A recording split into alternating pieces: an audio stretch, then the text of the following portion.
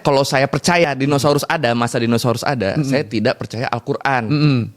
Wah, di sini sejujurnya emosi Sok itu baca. Emosinya bukan karena dia nggak percaya dino, itu sebenarnya bodo amat. Cuma statement lanjutannya itu loh. Jadi kayak nggak nyambung. Umat Islam udah sejauh ini ya ininya ya. Iya Terpuruk dalam hal apa ya? Cara berpikir gitu. Ya, sikap. Nah, yang pengen saya tanya pertama adalah sebenarnya dinosaurus tuh di Al-Qur'an tuh gimana sih letaknya tuh di mana? Aku sampai sekarang tuh masih nyari ayat-ayat Quran tentang dinosaurus. Oke. Iya. Jadi nggak ada kan sebenarnya kan ayat tidak ada tentang dinosaurus. Nah, tapi bukan berarti dinosaurus nggak ada. Karena kalau jadi gini ya, ini benar kata lu, pola pikir ini penting banget. Salah satu pola pikir orang Indonesia itu adalah instant gratification.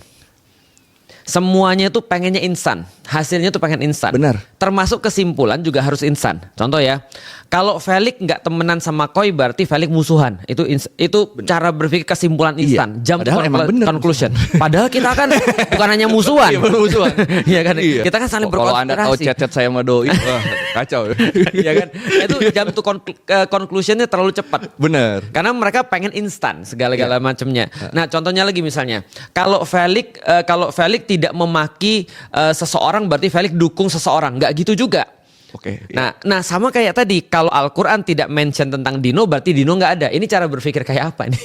Ini namanya logical fallacy kan gitu kan. Benar. Atau segala sesuatu yang misalnya dimention di dalam Al-Quran belum tentu juga cuma itu doang.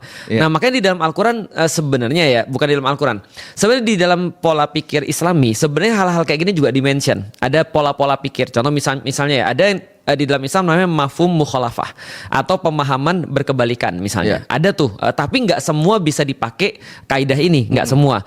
Ada yang kemudian ada kaidahnya misalnya begini ketika kita berbicara dalam Al-Quran. Kalau dikitnya aja nggak boleh, apalagi banyaknya misalnya. Contoh, jangan mengatakan pada orang tua apalagi mengatakan pada orang tua yang lain misalnya.